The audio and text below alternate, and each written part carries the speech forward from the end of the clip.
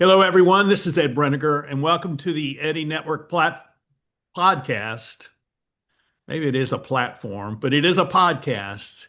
And my guest today is Salman Ahmad, and he is been introduced to me by one of our mutual friends now, John Sott. So thank you, John, and welcome, Salman. And who are you? And tell us something about yourself. And um, where do you live? How did you? I know John was traveling overseas. How did you two meet? And whatever you want to tell us, it's all great. And I look forward to meeting you and getting to know you. Yeah, well, I live in Copenhagen, Denmark. That's where I Oh, live. And John was traveling to Copenhagen with his wife because his son was doing a study abroad program here in Copenhagen. right. So he just connected with me on LinkedIn through a former student of mine who is studying at Wake Forest. And Ah, John is involved with Wake Forest in some ways. So through that common student, or at least my student, we connected on LinkedIn, and then he was coming to Copenhagen. He got in touch, and that's it. We just met, and we had a nice long chat, and spent the entire evening together. Shared many things from our lives, and then he mentioned about you, and said, "Well, it would be good for you to meet Ed, and maybe have a little conversation with him." And I think. What led to that suggestion was I was sharing with him a couple of things. One is a project on loneliness that I've been sort of engaged hmm, with. hmm, And the other it was around my another project I have on the Jewish-Muslim relations and the issue of Israel-Palestine. Um, Grounded also in the trip I took over the winter to Israel and Palestine. I was there for like 5 weeks, so I've had some amazing experiences when I was there. I was sharing these with him, and he said, "Hey, you know what? You should talk to Ed." I said, "Okay, I'll talk to Ed. Why not?" So that's how I met John, and that's how I got introduced to you. and that's here we are. Oh, And yeah, and that's how we are here. um, I don't know if John told you, but I'm a retired Presbyterian minister. So Ah, your interest in Jewish-Muslim relations has a third pole to that, which is Jewish, Muslim, and Christian, and that triad yes. is quite a dynamic one historically. Yeah. In the modern world's conflict doesn't really represent the what the history of all that relationship has been over time. I've had some fantastic relationships with people who are both Jewish and Muslim, and in some cases who are Christian as well. Yes. So as I'm trying to make a joke there, but tell us about that because I'm interested in what, and then we can talk about loneliness. But I'm curious as to what you learned during your 5 weeks there in Israel and Palestine. Yeah. So, I was always drawn to Israel Palestine for a very long time, but I never made the trip. I never made the trip there. It just so happened in the winter that my schedule opened up and there was this opportunity to travel there, and I just took it. Um, so I ended up there, and my plan was just to travel, meet people, and talk to people. And I have been very interested in um, Jewish, Muslim, and Christian relations, like basically interreligious, Hmm. relationships and the psychology of religion. My training is in psychology, so my doctoral research was in the area of self and identity, and not specifically religious identity, but identity as such. But religion as one of the identity markers has always been an interesting thing for me. Um, Not because I personally am religious, I'm not, but I do have a spiritual practice. Um, However, I've been exposed to different religions, and somehow that interest was always there. Hmm. to try and understand and also explore um, how different religious groups can exist, coexist in relative harmony. So that interest was always there. And I don't know why, but for some reason I was born into a Muslim family. And I was born and I grew up in India. That's where my childhood was spent and my teenage years and some of my adulthood as well. But I was always drawn to both Judaism and Christianity and other religions, Buddhism and Hinduism, but certainly Judaism and Christianity because the book is sort of shared across the Abrahamic religions. Um, and I had a friend in the Israeli embassy in India at that time, and we talked quite a bit about these things. So there was always this pull. Um, so yeah, it was a visit that was, I think, pending for a long time, and I finally made it. It was quite powerful, so to say. It was really quite powerful. Visiting all those places with such deep historical significance and spiritual significance, Yeah. and which belong to so many Abrahamic faiths. You have the Muslims, the Christians, the Jews, the Druze Hmm. as well. The Baha'i people, they have their headquarters also there in Haifa.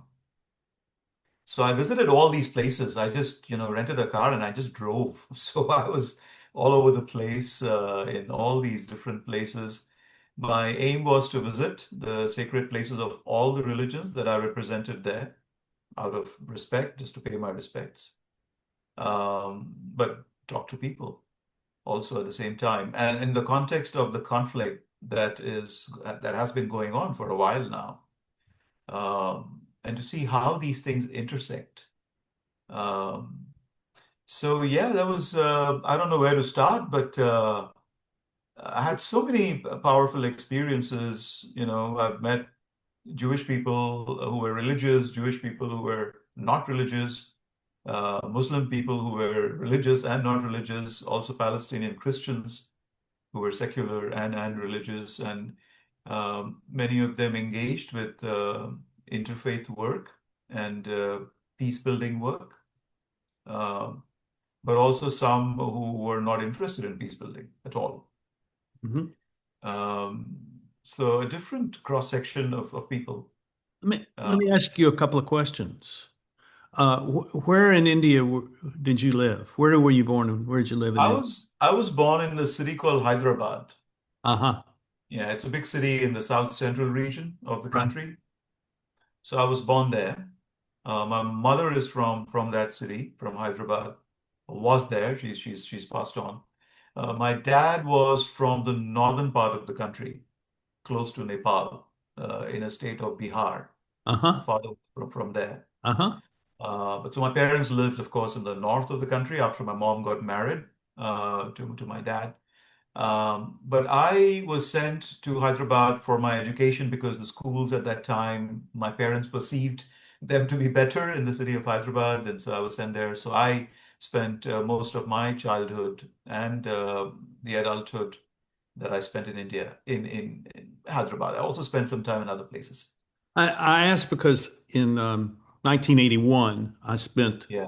a summer in Pakistan doing refugee work. Ah. Oh, And I we see. were, if you draw a line between, um, I guess, the Khyber Pass, Peshawar, down to Lahore, we were Yeah. in that third of the country that was north of that. And so we Yeah. were up in the mountains the whole time. We were traveling looking for Afghan refugees who have fled the Soviet-Afghan War, Mm-hmm. and of course they were all Muslim, and Yeah.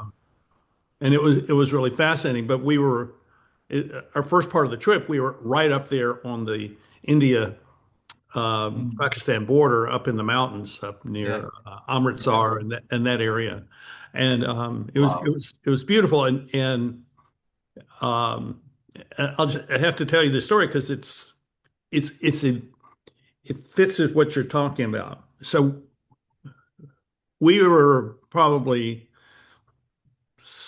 5, 6 weeks into this. We were there for 8 weeks. It's 5 or 6 weeks Mm. into this, and we go to this place outside of Peshawar, out there on the desert, and there was a encampment of Afghans families, and we came in and we found out how many were there. We went into the city, brought back food and clothing and some shelter, and then we were getting ready to leave. And this one Afghan man walked up to me and he took my hands in his and he shook them like this. And he reached up and stroked my beard. Mm. And then we parted and we got in the truck and we left and went back to the city. And I was told later that evening that that is how one Afghan man shows another Afghan man honor or gratitude. Mm. Mm. And I had never experienced that Mm. at any point in my life. Never been thanked in a way that was so demonstrably sincere. Mm. And it's stuck with me ever since. Yeah, beautiful story, Ed.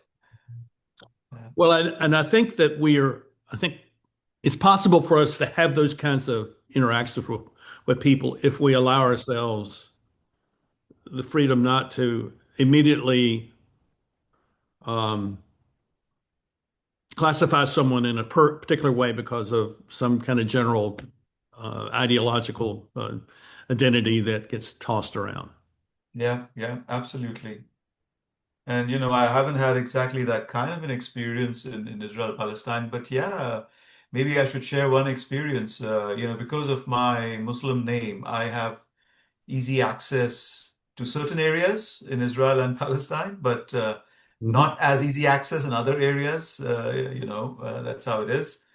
And one of the areas I had easy access to was the Temple Mount, the Ah, Dome of the Rock, and the Al-Aqsa Mosque because of my Muslim name. I could just walk in any time, pretty much. wow. Um, and I spent a lot of time there. It was a very moving experience, very deeply moving experience for me just to be in that space. I could go into the Dome of the Rock. I could touch the rock of Mount Moriah, and I could, do all that and pay my respects to that place, which is so important. It's the most sacred place for the Jewish people, and the third most sacred place for the Muslims, and also a sacred place for the Christians. So I consider myself extremely fortunate, and yeah, to be there. I'm very grateful for that. But I was on the Temple Mount one day walking around, and then I saw this building structure, and something pulled me to it. It was like a little bit sunk, like under the level of the Mount Moriah, somewhere low. And it was interesting. I don't know why I felt a sort of a pull to that structure. So I went down there and I went in. There was a little room. Um, I didn't know there was nobody there. Um, but I don't know, I just felt a lot of silence and peace there in that space. Then I walked out and I was walking around the place. And then one elderly gentleman walks up to me. He says, as Muslims greet each other, Assalamu alaikum. And then I replied, but of course he could figure out I didn't speak Arabic. Then he switched to English, and then he said, "Oh, where are you from?" I said, "Well, I've been traveling." He said, "Oh, okay, come, I'll show you around." And then he just took me around the place, and no expectations. Like, he never asked me for money, nothing. He Hmm. just took me around the place. He showed me different places. He gave me the history, the local myths associated with various places. And then he took me to this building structure that I was pulled towards. And then I said, "That's interesting. You brought me here because I was very curious. What is this place?" And he said, "Oh, but don't you know, this is the Golden Gate." So that's supposedly the gate through which, in Jewish um, tradition, the Messiah will walk into the city of Jerusalem through. And in the Christian tradition, when Jesus Christ apparently descends on the Mount of Olives, he walks in through that gate. And in the Muslim tradition, the Mahdi walks in through that gate into the city. There is such a big tradition around that gate, and it was closed from the outside by the Turkish ruler Suleiman the Magnificent because he didn't want anybody walking in through that gate and claiming different things. I guess I don't know. And then he was explaining this, and then it so happens now that that gate, it's become a kind of a mosque, and that's the room I was in. So Ah, the imam of that mosque walked out whilst this guy was talking to me, and he knew the imam. So he introduced me to the imam, and he said, "Oh, this is our friend. He's visiting," and I was explaining to him the history of this place. And then the imam tells me, "Come and join us for dinner tonight." I said, "Okay, thank you." Just such generosity. I mean, I hardly, I don't know the person. I just met him. He said, "Come and join us for dinner." But I eat vegan food, so I want to make sure people know that because you serve meat, then I don't eat meat. And I said, "Yeah, but I'm sorry, but I have to tell you that I'm vegan. I don't eat meat." He said, "Vegan? You don't eat meat?" I said, "No, I'm sorry, I don't eat meat." He said, "Okay, don't worry, you come. We have vegetables and fruit for you. You come." I said, "Okay, I'm not going to say no." So then in the evening, after the Maghrib, the evening prayers, I went down there. And then there was a big gathering there, and everybody was eating, and there was different kinds of food. I got my salad and my, lentils and various vegan things, and I had that. And there was a man sitting opposite me, just in front of me, and he was staring at me all the time. I was wondering, why is this guy staring at me? And then after some time, he walks up to me and he says, "I know you." And he knew, I mean, he spoke very little English, but in the little English that he could speak, he said, "I know you." I said, "You know me? I'm sorry. From where?" "I know you from before." I said, "Okay." I hadn't met him. He said, "I know you from before." Then I didn't know what he was telling me. Anyway, then he said, you come with me. After dinner, you come with me. I will have coffee." I said, "Okay, why not?" I was up for everything and anything at that time. I said, "Yeah, sure, why not? I can join you for coffee." And then he said, "I will take you to zikr." I said, "What is zikr?" He said, You don't know zikr? It is Sufi." I said, "Okay." ah, Apparently, the Sufi tradition of pray, it's called zikr. They have a certain ritual that they practice. I said, "Okay, I'm not going to say no to that for sure." oh, gosh.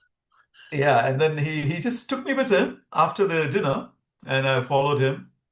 And then he was talking in his very limited English about the problems they face as Palestinians living there and how much, their freedoms are compromised. And, he was going on talking about many of those experiences. Then he took me into this mosque, which was actually just behind the hotel I was living in, inside the old town.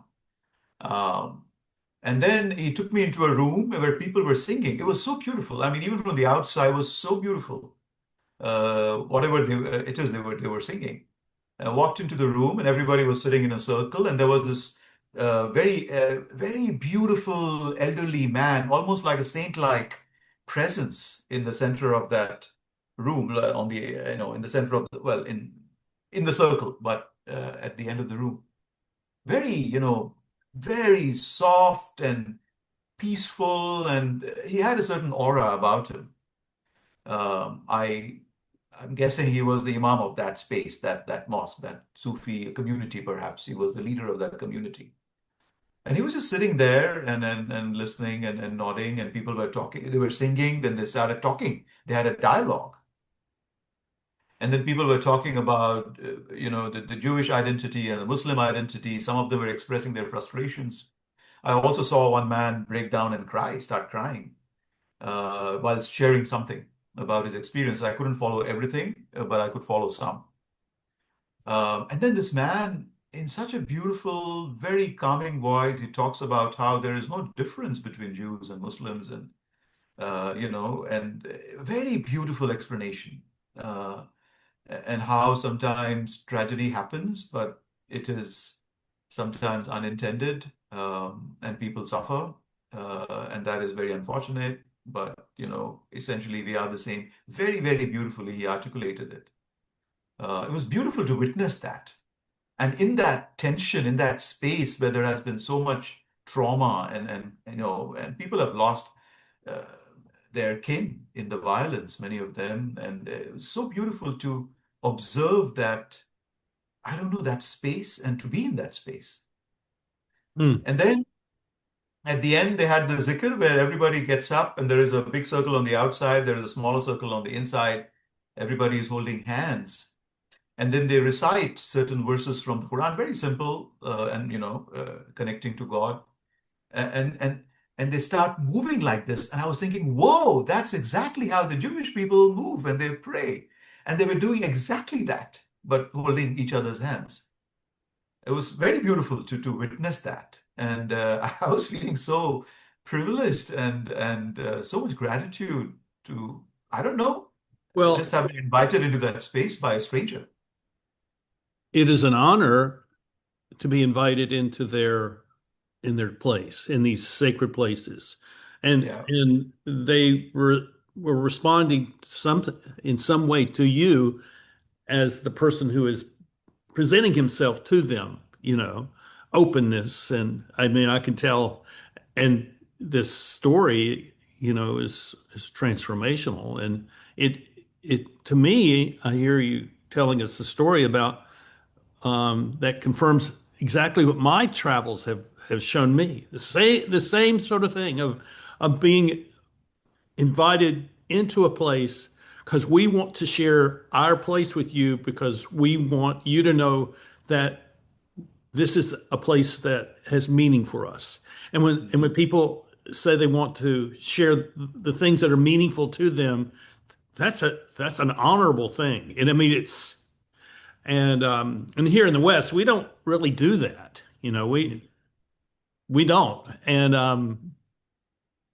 but you've done that with us this, today. I mean, Now, you invited me into your space, for example. You know, so yeah, and there were so many other. I remember in Haifa one day. So I landed in Tel Aviv, and there is also the other side of the story, right? In Tel Aviv, I spent so many hours in security because of my name, a Muslim name.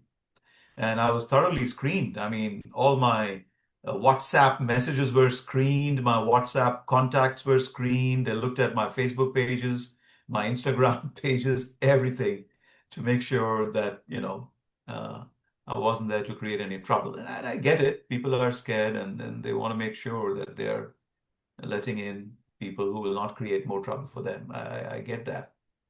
But that was the first experience I had when I entered, Israel.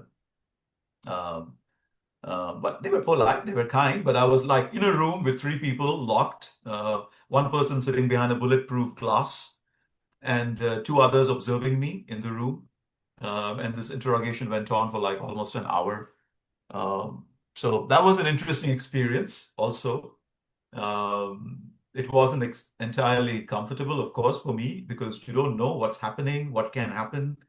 Am I going to be sent back? Am I going to be put into a high security area for longer? We don't know all that in that moment. So there was a sense of, you're at their mercy. yeah, exactly. You don't know what's going to happen. But they were nice, they were polite, and of course I was cooperative, and I said I had nothing to hide, so there was, nothing that I had to hold back. It was interesting. But then just outside, once got out, I was standing in the taxi line. And then this guy in front of me, he started talking to me and we started talking. And then it turns out he's a retired general from the Israeli army who fought in the Yom Kippur War. Wow. Uh, and then he gave me his visiting card and he said, "You come and you visit me. You come home and you visit me." And I said, "Of course, I'll do that." I didn't have time to go to his place and visit him, but I had a talk with him on the phone. Um, so, you have these very interesting experiences of openness and hospitality at the same time. And then, anyway, so I was in Haifa, and as I said, I eat vegan food. So I was looking for a place I could have some vegan food for dinner, hummus and falafel and things like that. So I found a little place on the net, and I said, okay, I was walking down to the place from the hotel, and I was crossing the main town square. And then I saw a group of people who it looked like they were protesting against something or for something. I don't know what. They were holding banners. It was all in Hebrew, so I couldn't read anything, but they were holding banners and they were having a demonstration of some sort. So I got very curious. I walked up to them and I started talking to them, and it turns out that they were protesting against the Israeli occupation of the West Bank. Hmm. and also of whatever had happened in Gaza at that time. So the war was over by that time in Gaza. Um, uh, and uh, and they were all of them were Jewish people, Jewish Israeli people, and they were protesting. And the banners they were holding were about liberating children and the atrocities that they say have been committed against children and also against other innocent people. And they said, and I started talking to a couple of them. And they said that they had done the demonstrations every single evening throughout the duration of the Gaza war for 2 years, every single evening. And now they do it like twice a week. Yeah. And I also got to see the way they were received. Some people walking by were, I don't know, calling them names, that you're a shame, you're a disgrace, go to Gaza, join Hamas, stuff like that. But there were also some people who were supporting them, coming up, thanking them for their presence and what they were doing, honking to express their approval. And they were just peaceful. They were just standing there.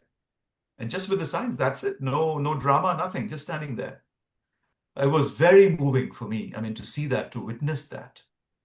Um, Yeah. and they've been the police has come and disrupted their demonstrations sometimes. They've taken away their signs, and the next day they would come back with new signs. I think it's significant when we travel to foreign lands and we go as an individual, as a sole individual. We don't go with a group, Yeah. and we show up, and we're all that they're going to meet. Like I met some Africans at a Mm, conference in Thailand in 2019. And I'm a leadership guy. And so two or three of these Africans that I met, one was Kenyan, one was Ugandan, and one was from Benin. They each invited me to come there. And the guy in Kenya, I went and he does rural economic development. And I was doing some leadership training with his team. mm, And on my second visit there, we went to his farm, and his family had had a farm there for a long time, and they had had a school on the property, and they had done a lot of different things. And he was getting ready to turn his home into his family's home into a conference center. And we were walking behind his home behind the conference center in this field, this pasture, where there was some cattle and on one side of this field was a row of trees and some other greenery and things like that. And we were just walking and he pointed over there and he said, "I'm going to build you a Nandi hut mm. so that you will always have a home in Africa." Wow. Wow. Mm, Now, that has not happened, but mm, that's mostly because of COVID. mm, But he was genuine in wanting that to happen because I think what people want, and maybe this is a good segue into talking about loneliness. I think what people want is to share their lives with people. mm, But too often, the avenue or the way we find ourselves moving into that space is very difficult because of so many other kind of cultural things that inhibit us from doing that. But these people matter to me mm, because they honored me by including me in their world, And my first the first episode of the podcast is my interview with a group of women that this guy's group was training mm, in how to be farmers. And they start with chickens, and then they do vegetables, and then they do cattle, and then they do trees, mm, forestry. And it was a group of about 25, 30 women who come to this his teacher's farm three times a week, Monday, Wednesday, and Friday. They come and some of, they're walking 5 or 6 miles to come to do this training. And he took me out to this place, this guy's farm. And this was on a Saturday. And so many of these women were coming on Saturday, which is not their normal thing, but they were coming to meet me, Mm. and I'm no one. I have nothing to offer to them other than my knowledge, but I can't help them in any other way. And yet they honored me by coming, and then I interviewed them, and I was so taken and by the things they told me about why they wanted to to learn how to farm. They wanted to take care of their families, and they knew that if they could make money, selling chickens and selling eggs, and they could feed their families and they could take care of their families. And they knew that if they could do that, then crime would not come into their families. Mm. And I'm listening to this and I'm thinking, these are the wisest people I've ever met. And I told them, this, we need you to come to America and teach us this, because we don't look at the world like you look at the world. And what you're doing is really quite important. Mm. So episode one, and Mm. it's and I probably look at it once a year because it is to remind me of my place. Mm. My place is to honor them, honor people like you, and to be a servant to them, and rather than to exploit and extract and do those sort of things. But Ed, I'm thinking this platform that you've created, it's also a platform for people to share who they are. Hmm. And, you're talking about loneliness and how people want to share their lives. They want to share their lives with somebody. And I think this is a great service that you are doing, I think, to the world, where people get to share a bit of themselves. Um, Thank you for that. Thank you for that. So let's talk about the research you've done on loneliness. Let's kind of tell us Yeah, what you've discovered and how we can help alleviate some of this with people. yeah. So that's been a work in progress for a while.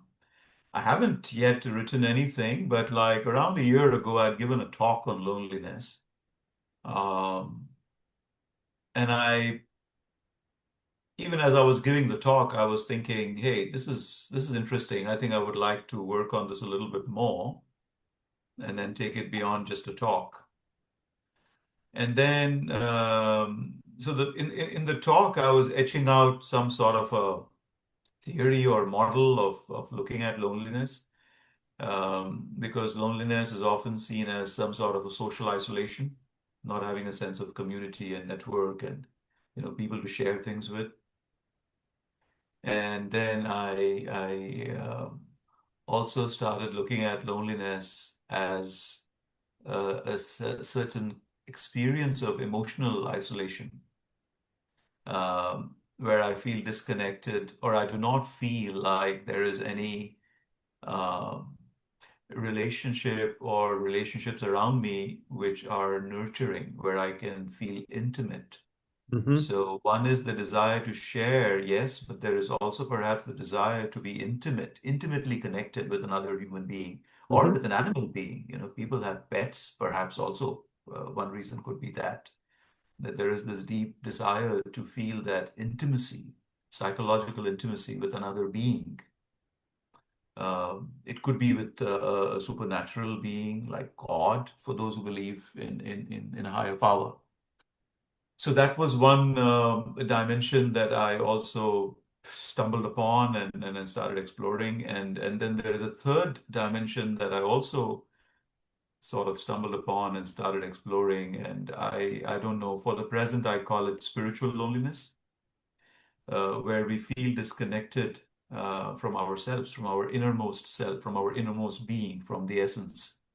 that we carry in some way inside us. So a religious or a spiritual person may talk about the soul or the spirit, but a secular person might, I don't know, talk about it in some other way, a sense of meaning or purpose or values or something like that. But that sense of disconnection from our spiritual essence, our being. And then perhaps, so this is hypothetical, it is speculative, but I'm sort of trying to work on it, that it is perhaps because I feel that disconnection from the inner self, from my inner essence, that I want to find compensation for that lack of connection with my inner essence. And then I want to connect with other people at a deeper level. Of course, that's also a need we have, but perhaps we overemphasize that a little bit more, or we get dependent on that perhaps a little bit more when we lose connection with our inner essence.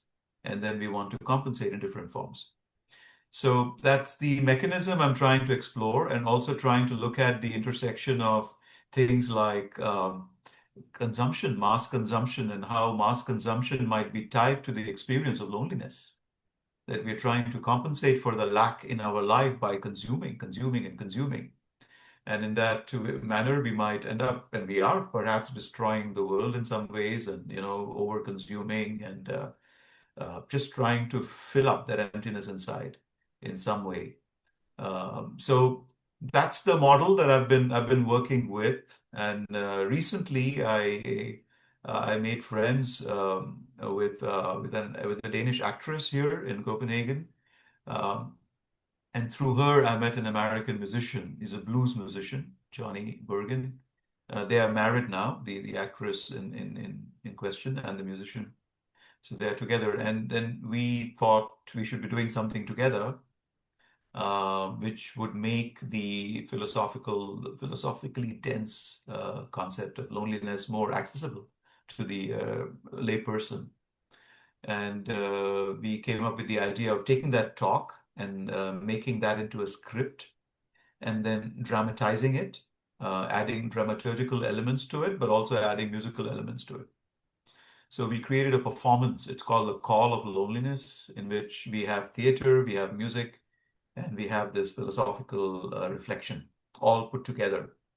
And we've had a couple of performances. They went quite well here locally in Copenhagen. And we are thinking right now in terms of how we can bring it out to the world, maybe, and this requires funding. So, we've been exploring those things. Mhm. But that's where the work is. One of my research interns is working on the topic from the academic angle with me. So we're trying to build up a thesis around it that can stand academic inquiry, critical inquiry. So that's one side to it. And then the other side is to make it accessible to the layperson so they can perhaps use it in some way, with certain practical maybe tips and tricks in terms of how one can work with the difficult experience of spiritual loneliness, for example, or emotional loneliness, and not just the external aspect of social isolation. So that's what I've been working with, or trying to work with, let's say. Yeah. It takes me to two different thinkers.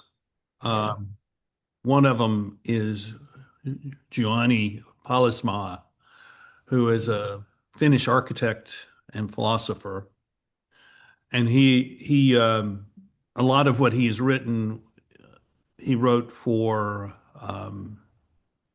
architects in training, Hmm. and he wrote one of his books is called The Eyes of the Skin, Hmm. and it's about architecture and the senses, Hmm. and um, in a Substack post that I posted this morning, I quote him, but and his I'll be brief. His point is that the eye, Hmm. the sensory of sight, is the weakest of the senses in terms of providing us the information that we need. Hmm. And he says that, and it's the the skin, Mm. which is the strongest, because it's the Mm. skin which, and the feeling of the touch, which is Mm. where that intimacy comes from. We touch, some like a table over here, and it's an old table, and it's got a rough surface now because of it's been used for 100 years or more, and so it says something to us about its age, and it says something to it. So Mm. Johanny Paulusma I really like, and the way he talks about the senses. The other is Hartmut Rosa, who's a German sociologist, and Mm. he has talked about um, alienation as Mm. a product of the pace of life, and that we lose our sense of who we are because life is there's so much going on and so much change happening that it acts as an alienating thing, so we lose ourselves, and as a result. Mm. Um, and I did something a year and a half, almost 2 years ago. I was in London Mm. for a conference, one-day conference. And so I invited people who I knew in England. Many of them had been on the podcast. That conference was on a Saturday. I said, "Well, come meet me on Sunday afternoon at this pub, and we'll have an Eddie Network live event." Mm.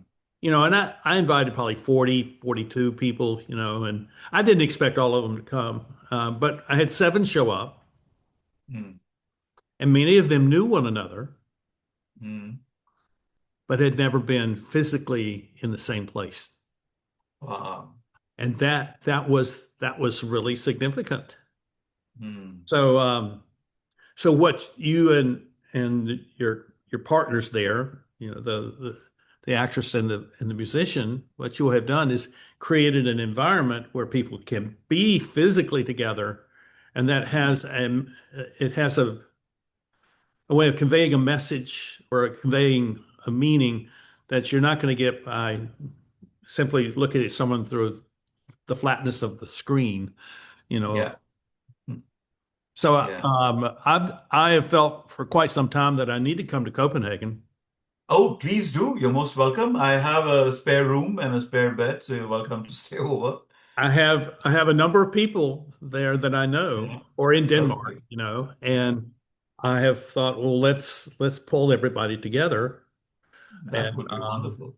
let's have some event where we have more than the five or six that I know, but we have something where we can have this kind of experience, but in physical presence. That would be wonderful. I would be very happy to help you organize it if you want. And that's wonderful. So what I'm going to do Yeah. after we're done, I'm going to introduce you to these people. If you don't know them, you may already know them. We'll talk about this after we're done here on the show. Yeah. But the people that I know there, and say, well, let's see what we can work out. And I've suggested to them, and Yeah. and they say, oh, that's a great idea. But obviously, I'm not providing the way of doing that yet. So, but we're Yeah. moving in that direction. But this is very exciting, Ed. And the network slowly grows and people connect with each other. You connect to them, they connect to each other, and perhaps they connect each other to others, and the whole thing just spreads. I find that quite inspiring, to be honest. It's really nice. Well, I often ask my guests, thank you for that, by the way. I often ask my guests as kind of the last question for our conversation is, so where do you find hope? Yeah. Personally, I think I find hope in my connection to the divine. That's my practice. I meditate every day. Um, and whenever I'm having a difficult time, that's where I turn to. And it has never even once disappointed me. So when things get tough, when things get difficult, I turn to the divine. It's beautiful. Yeah, that's where I find my hope. But of course, I also find hope in, for example, the Israeli Jewish people protesting, against the occupation of Palestine. I find hope in the general who just invited me home after like a couple of minutes of talk outside the airport, standing in the line for a taxi. So when I see these human acts of generosity and I would say even grace, that is very hopeful. It gives me hope for the future. I totally agree with you. Yeah. And and the examples that I've given to you today, that's part of what my experience has been. And Yes. and I think the challenge for us is not, and I'm not so much speaking to you, but speaking to the audience. I think the challenge is that you don't go looking for those opportunities to come to you. You need to go and you need to create those opportunities for other people because you have now some idea of what that means, that you invite someone in to have a cup of coffee or a glass or some tea, or you invite them to lunch, Mhm. um, something like that, uh, where you're expressing kindness to them and welcome Mhm. and inclusion. And it's not that you have to agree with them, but you are acting as a human being, speaking to another human being. Hey, I'm glad I know you. Yes, I would agree with that completely. Yeah.